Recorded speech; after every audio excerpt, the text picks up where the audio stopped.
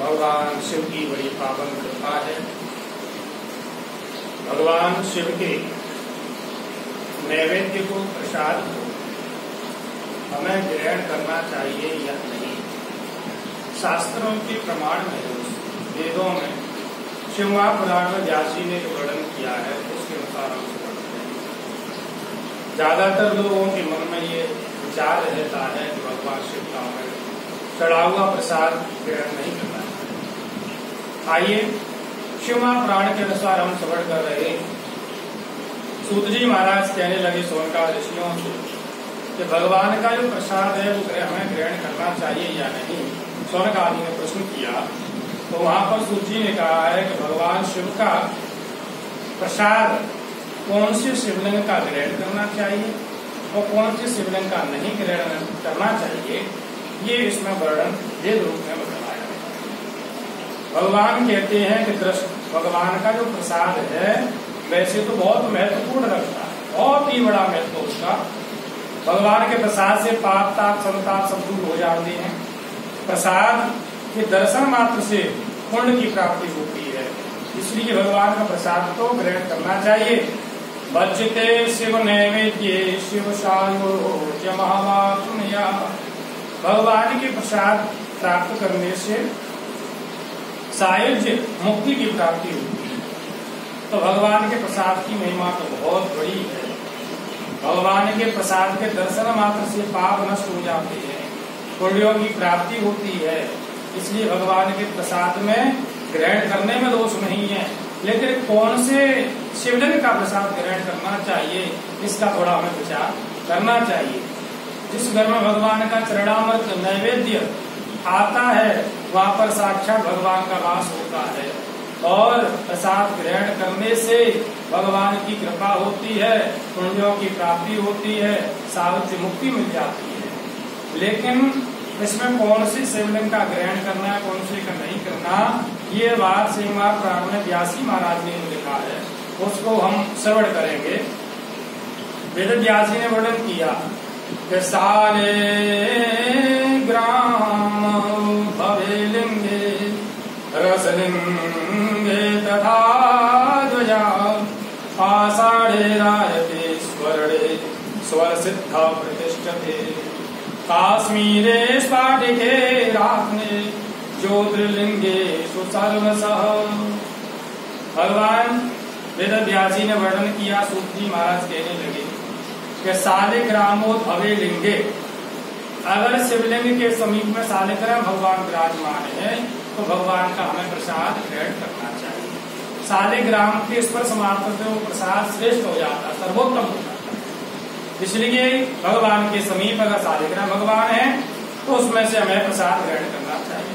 दूसरा, नर्मदेश्वर, नर्मदा जी के अंदर विराजमान जो पत्थर है उसमें से शिव जी जो प्रकट हुए हैं, बने हुए हैं, उनका प्रसाद चरणामृत हमें ग्रहण करना चाहिए। रजत और स्वर्ण, चांदी के बने हुए शिवलिंग का, सोने के बने हुए शिवलिंग का, अथवा देवताओं के द्वारा जो सिद्ध शिवलिंग है, भगवान ने अवतार जो लिए हैं, भगवान ने देवताओं की प्रसन्नता के लिए जो प्रकट हुए हैं, उनका जो प्रसाद है अगर हम स्वीकार करें, ग्रहण करें तो हमें कोई दोष नहीं है, हमें ग्रहण करना चाहिए। कश्मीर क्षेत्र में स्फटिक के बने हुए जो शिवलिंग है उसका प्रसाद हमें ग्रहण करना चाहिए। और 12 ज्योतिर्लिंग, 12 जो ज्योतिर्लिंग है ये साक्षात परमात्मा का स्वरूप है, परमात्मा प्रकट हुए हैं तो उनका प्रसाद हमें ग्रहण करना चाहिए। 12 ज्योतिर्लिंगों का, इसमें इनका प्रसाद ग्रहण करने से चांद्रायण व्रत के समान फल की प्राप्ति होती है। लेकिन जहाँ पर चंड का अधिकार है वहाँ ग्रहण नहीं करना चाहिए। ये बात व्यास जी बता रहे हैं, लिख रहे हैं कि चंडाधिकारो यत्रास्ति तदवोक्तव्यं न मानवी, चंडाधिकारो न यत्र भोक्तव्यं तच्च भक्तितः। चंड भगवान का गढ़ है और इस चंड का जहाँ अधिकार होता है वहाँ पर भगवान के प्रसाद को हमको ग्रहण नहीं करना चाहिए, शास्त्रों में लिखा हुआ है। शिव महापुराण में लिख रहे हैं भगवान वेद व्यास जी। और चंड का अधिकार कहाँ होता है, कहाँ नहीं होता, प्रश्न है। चंड का अधिकार कहाँ होता है और कहाँ नहीं होता।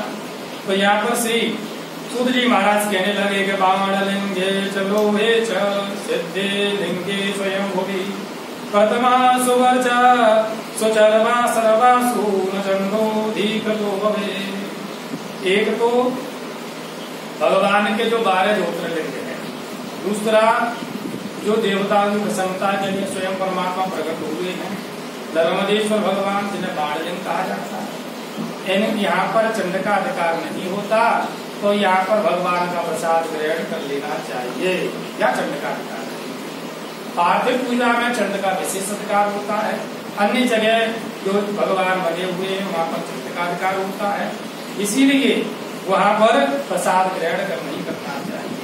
शालिग्राम के उस पर समाप्त प्रसाद श्रेष्ठ हो जाता। शालिग्राम शिलासंगा सर्वम यान्ति पवित्रता। अगर अन्य किसी शिवलिंग का हम प्रसाद लेना है तो शालिग्राम वहाँ विराजमान कर लो तो प्रसाद ग्रहण करना चाहिए। लेकिन भगवान के प्रसाद की महिमा तो ये हो गई। अब आप श्रवण कीजिए, भगवान के ऊपर जो चढ़ा हुआ प्रसाद में भी अंतर है। एक तो हम सामने रख करके भगवान का भोग लगा देते हैं, एक हम भगवान के ऊपर चढ़ा देते हैं। तो भगवान के ऊपर जो चढ़ा हुआ परमात्मा के लिंग से जो स्पर्श हो गया उस प्रसाद को हमें ग्रहण नहीं करना चाहिए। भगवान के लिंग से जो दूर है उस प्रसाद को हमें इन जगहों पर ग्रहण करना चाहिए जहाँ भगवान ने 12 ज्योतिर्लिंग है और स्वयं भू प्रकट है, जो देवताओं की प्रसन्नता के लिए प्रकट हुए हैं। चांदी के, सोने के, रत्नों के बने हुए शिवलिंग है या नर्मदा जी से आए हुए नर्मदेश्वर है, उनका प्रसाद हमें ग्रहण करना चाहिए। और लेकिन भगवान के ऊपर चढ़ा हुआ जो द्रव्य है, दक्षिणा है, रुपया पैसा है, वो कभी हमें ग्रहण नहीं करना चाहिए। लिंगो परिचय द्रव्यम तदग्राह्य मुनीश्वर सुपवित्रम चय तज्ज्ञेयम् यलिंगं स्पर्शवायतः। भगवान के ऊपर चढ़ा हुआ जो द्रव्य है वो अग्राही है, माने उसे ग्रहण हमें नहीं करना चाहिए।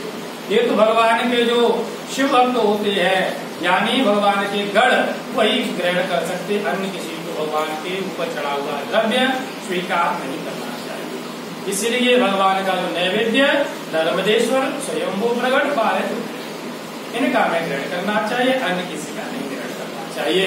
इनका तो चरणामृत भी लेना चाहिए। इसलिए भगवान के जो भगवान का नैवेद्य है भोले बाबा का, कौन सा हमें श्रेय ग्रहण करना है कौन सा नहीं, आपने श्रवण किया। तो हमें चरितार्थ होकर के भगवान के प्रसाद में कभी अपमान नहीं करना चाहिए। प्रसाद प्रसन्नता, प्रसाद क्या है? वो भगवान की प्रसन्नता ही तो प्रसाद है। भगवान की प्रसन्नता से प्रसाद की प्राप्ति होती है, प्रसाद की कृपा से भगवान की प्राप्ति होती है। इसीलिए हमें याद रखना चाहिए